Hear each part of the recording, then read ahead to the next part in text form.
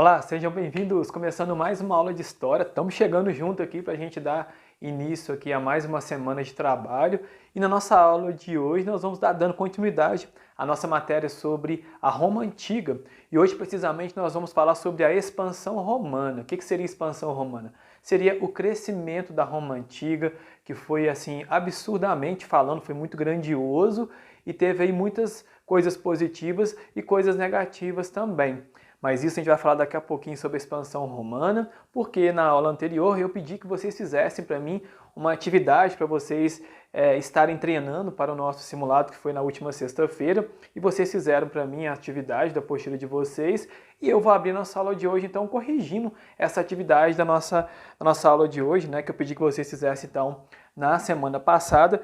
Eu pedi que vocês fizessem para mim exercício de aprendizagem na página 7 e na página 9, do número 1 até o número 5, para vocês aí estarem aperfeiçoando mesmo o conhecimento de vocês, de tudo que a gente falou sobre a monarquia e sobre a República Romana. Então vamos lá, pega a apostila de vocês, vamos corrigir junto na página número 7. Vamos começar então com o exercício de aprendizagem então, número 1. Então vamos lá, exercício de aprendizagem número 1. Complete a pirâmide representando a sociedade romana. Muito fácil, né? É aquela pirâmide onde a gente tem que sempre determinar quem que é o mais poderoso, o menos poderoso e o mais inferior ainda, né? Então, no topo da nossa pirâmide aí, a gente pode colocar que são os patrícios. Então, no topo da pirâmide são os patrícios. Depois, na segunda parte da pirâmide, vem os plebeus. E por último, no caso aí, são os escravos. Então, assim completa então a pirâmide romana. Patrícios, plebeus e, por fim, então, os escravos. Número 2, tinha que ler o trecho e a pergunta da letra A é o seguinte: indique a que forma de governo adotada pelos romanos antigos o texto em cima se refere. Seria então a monarquia romana. O texto faz toda a referência aí a essa primeira forma de governo que a Roma Antiga teve, que foi a monarquia, onde tiveram então 7 reis então governando então a história da Roma Antiga. Então a resposta da letra A é monarquia romana, ok?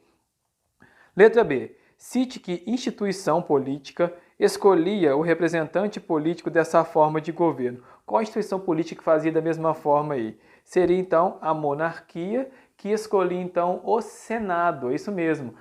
O texto está falando sobre a monarquia. E a monarquia que escolhia os senadores, que eram responsáveis então por estar escolhendo o rei. Só essa curiosidade para vocês aí, lá na Roma Antiga, né? Quando a gente fala em monarquia, a gente passa muito para a nossa cabeça a questão de geração para geração, de questão hereditária, né? Quando o rei sai, o príncipe entra no lugar. A monarquia romana, quem escolhia os reis, na verdade, eram os senadores. Então a resposta da letra B é essa aí, ó. O Senado, que era responsável, então, pela escolha do rei, ok? Vamos passar, então, para a página número 9 e vamos, então, no exercício de aprendizagem número 3.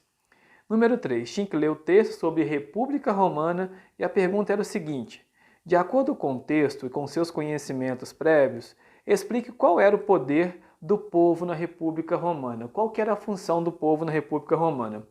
Eles, no caso, eles eram responsáveis por quê? Para escolher os magistrados, que foi aquilo que a gente estudou na última aula. Quem são os magistrados? São os censores, os questores, os edes. Então, qual que é a função do povo, então, na República Romana? Eleger os magistrados e pode citar como exemplo os censores, os questores, os edes. Está aí a resposta, então, da número 3. Número 4, leia a fala de um dos magistrados romanos sobre a República. Então, vou ler para vocês a fala sobre ele, olha só. Se a Roma existe, é por seus homens e seus hábitos.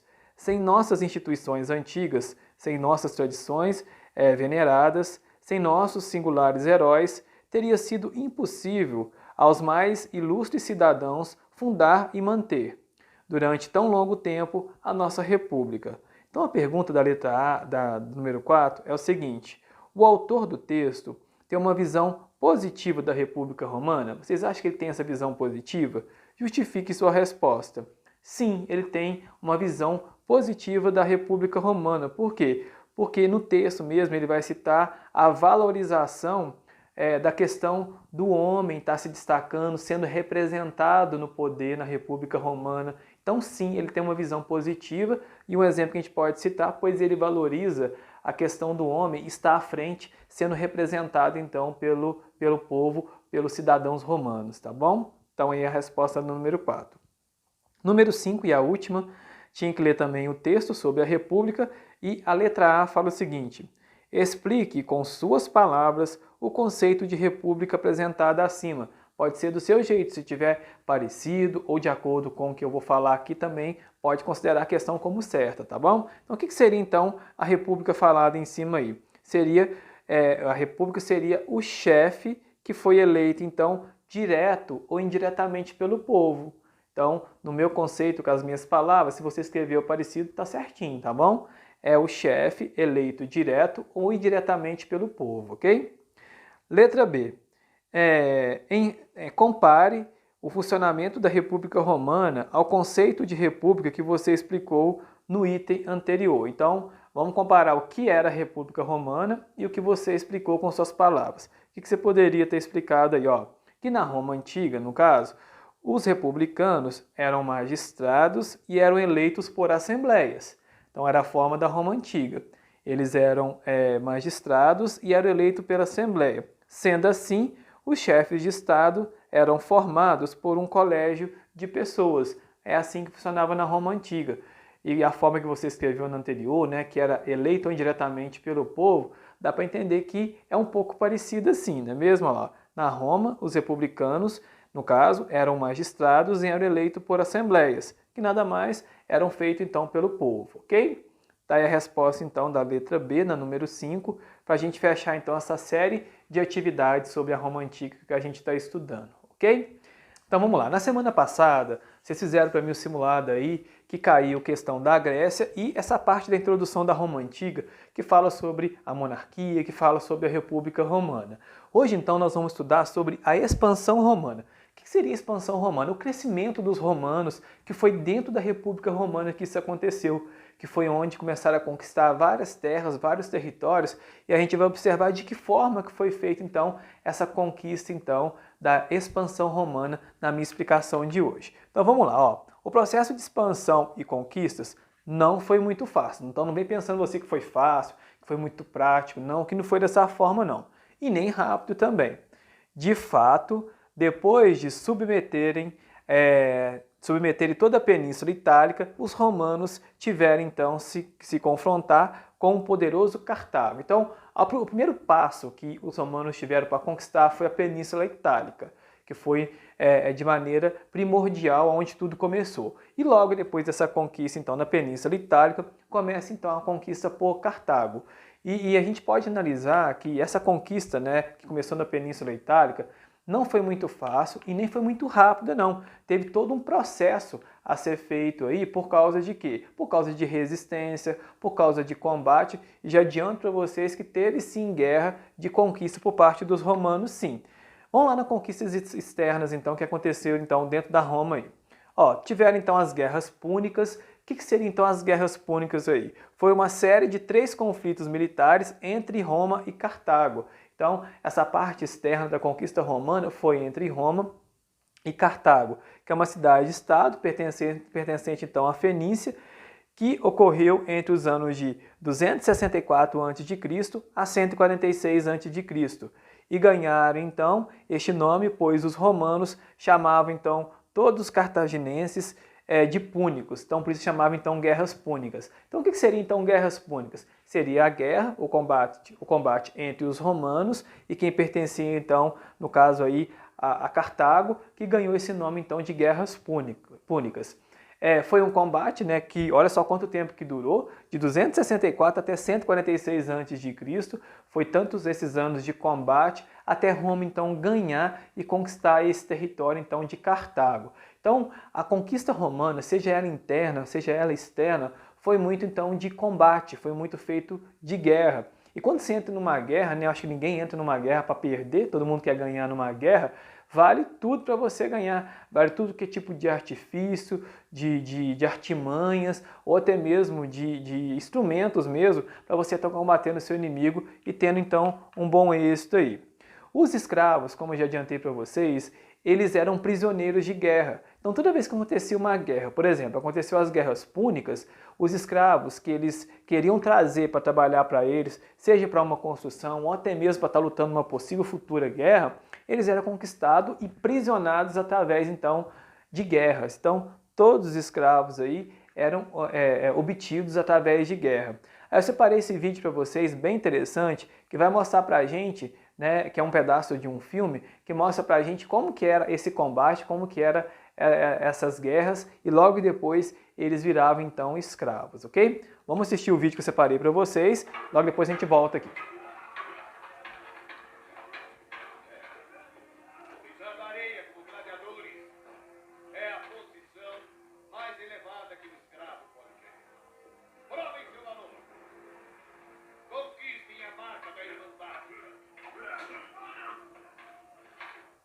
Até que você golpeia bem. Contra um tolo mal treinado que mancha o nome da carne. Ele pode ser um tolo, mas está em forma para treinar. Piloto, duvida que eu esteja curado? Posso te mostrar o contrário. Doutores, Crixus oferece uma demonstração para benefício dos recrutas. Devo aceitar? Ele acredita estar preparado. Assim como eu. Segovares, sua espada e seu escudo.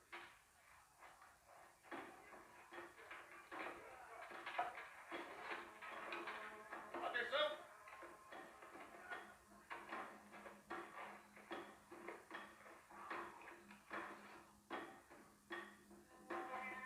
Mostra quem é o campeão, Cristo! Me mostre.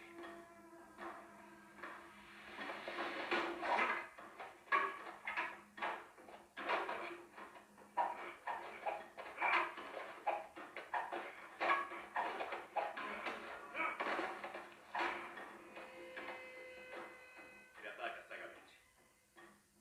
Tenta apressar a vitória.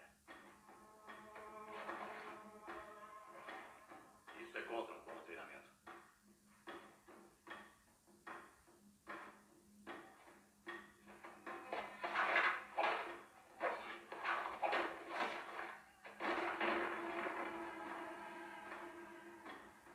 A derrota não é entregue só pela espada, mas também pela plateia. Se cair nessa graça, talvez nunca se levante para a glória.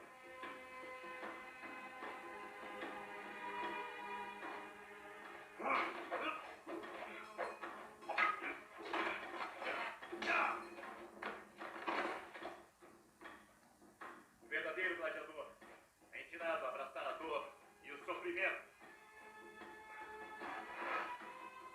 Lutar até que a vida se esvaia do seu corpo inútil.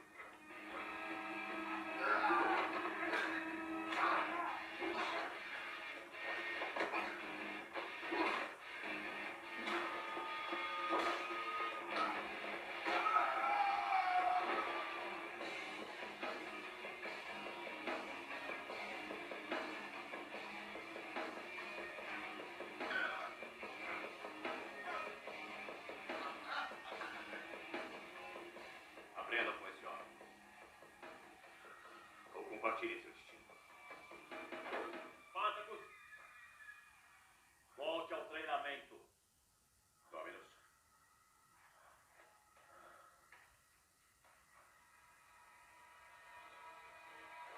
Ascus, Hamilcar, levem-no ao médico.